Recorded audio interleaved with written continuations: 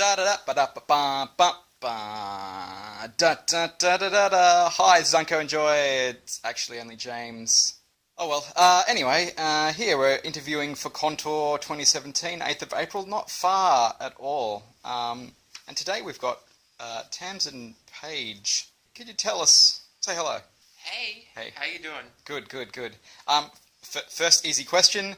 Could you tell the listeners what exactly is a tabletop RPG game? Tabletop RPG game, I would assume most people have got a vague idea from, general stuff around. Hopefully. We could hope. Is where a whole bunch of people get together to collaboratively tell a story by throwing some dice to resolve some variables in the story to see what crazy shit can happen. Not always dice. Not always dice, but in Often. the ones I play, dice are a pretty heavy feature. Usually you would have one person who controls the world, and then everyone else has themselves a protagonist who can go and do their protagonisty thing against the world and save the day, have a grand story, epic, and then move on. Yep, sounds great. Okay, and so speaking of epic, you're gonna do a game for us called Just a Routine Contract, right? That's correct, yeah. I'm running a game. It's kind of a bit of a Mass Effect themed game. I'm a huge fan of the world that was set up in the Mass Effect original trilogy. I'm playing through Andromeda at the moment, and I'm kind of, enjoying it a fair bit, so we'll see. Like most people. Like most people, it feels like they've taken Mass Effect and smashed it up with Tomb Raider, which I'm a fan of both, so Good job. can't complain. But I love the world in Mass Effect. There's so much that's untapped by the focus on Commander Shepard's huge epic. So I've decided to focus on a few mercenaries doing a routine contract where everything goes sideways and thus they have to try and scramble and fulfill the contract without the employer, who they don't know exactly who it is because they've paid for confidentiality. Sounds like spoilers here. Not so much spoilers. This is all prologue. Okay, prologue, excellent. Have to try and complete the contract that's gone completely sideways, but it all started as just a routine contract. Fantastic. So, what made you start wanting to run your own games? Mostly, I like storytelling.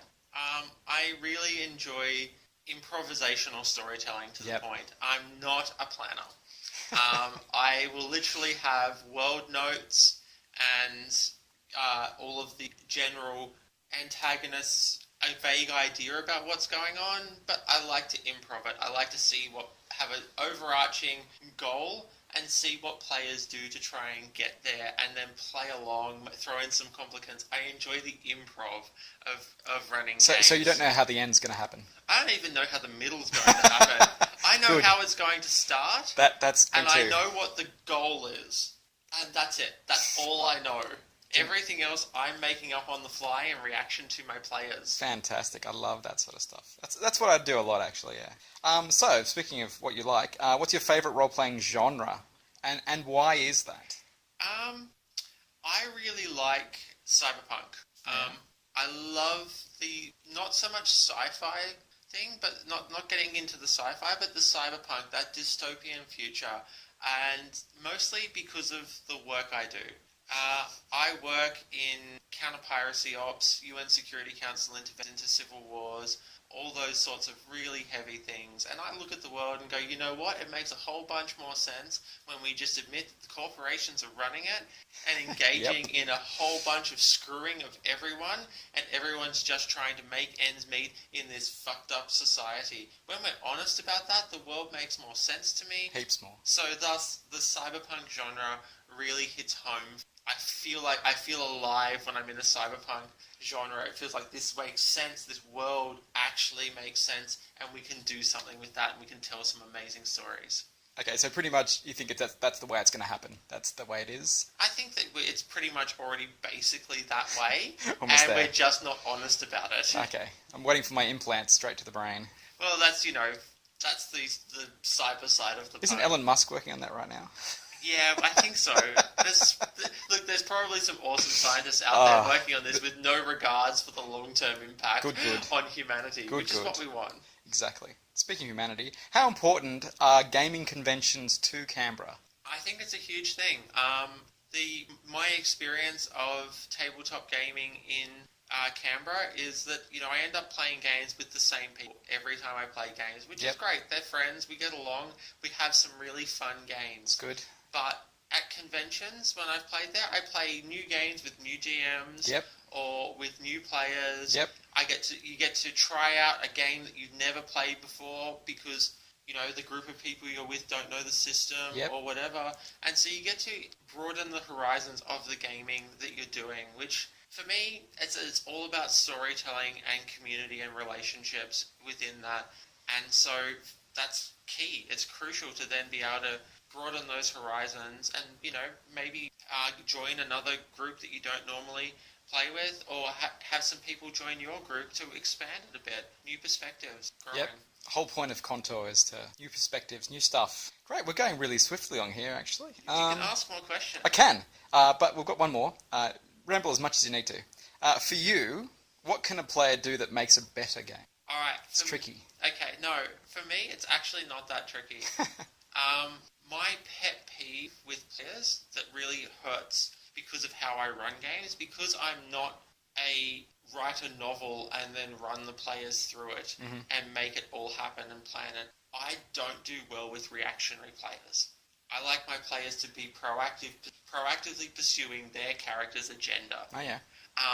So a player who looks at their character, comes up with this is what I want, some goals, some dreams, some connections, some relationships, who will then pursue them within the game to give me stuff to bounce off and work with, and hooks to run with, and all sorts of other just general information, plot, character, rather than me having to do it all myself and push players into it and have them react to everything I'm doing in the world. So they need to feed the story more. Yeah, they need to feed the story. They need to be proactive in who their character is.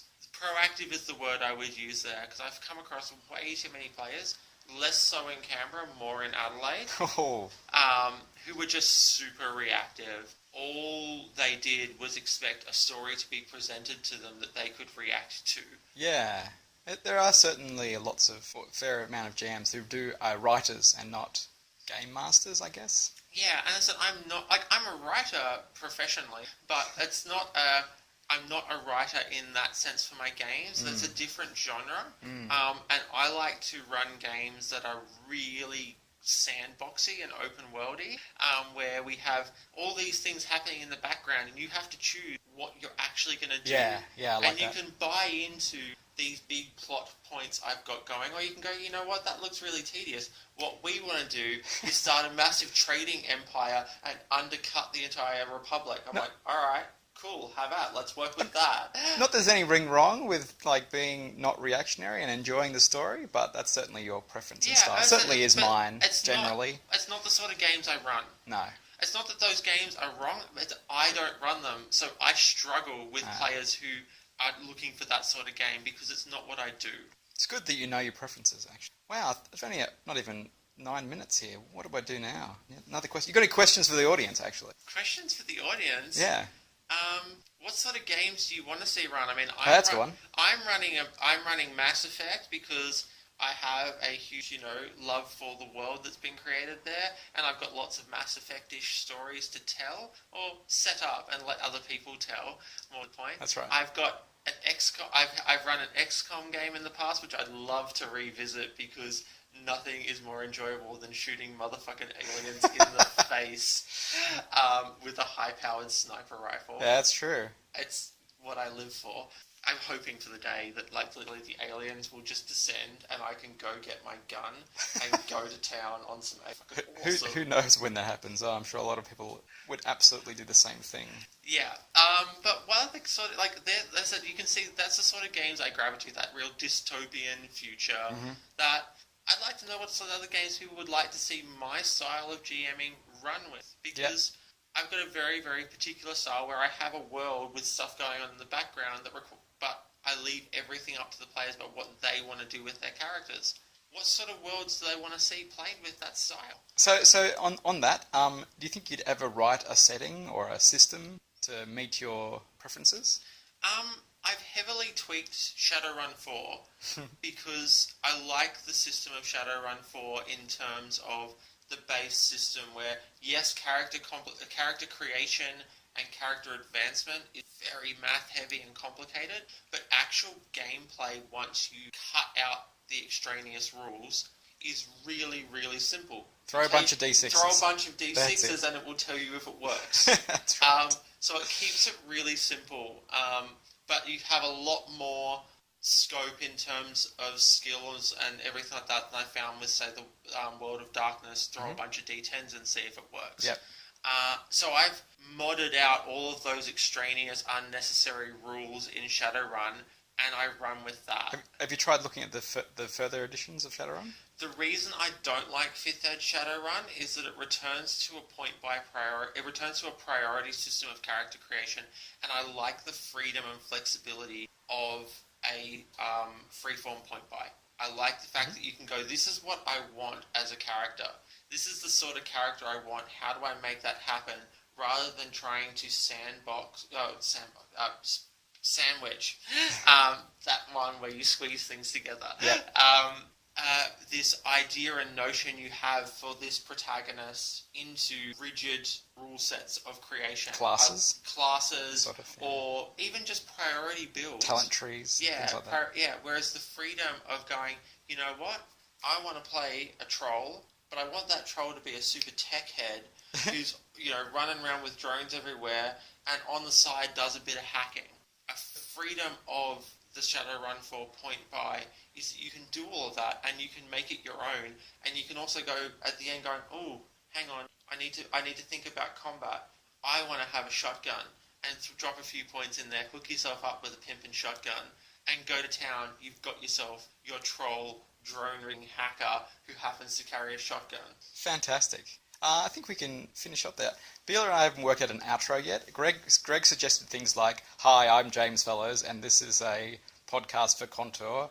And, send me an email at jamesfellows@gmail.com. You should know that's all linked and all the stuff. What do you think? I haven't really worked it out. I personally think you should have some theme music. Theme music. Anyone give theme music out there? I've got the beginning stuff down packed, really, but nothing on the out bit. I think you should have some, really nice, bouncy theme music that you could do a bit of a jig to. Like something like that.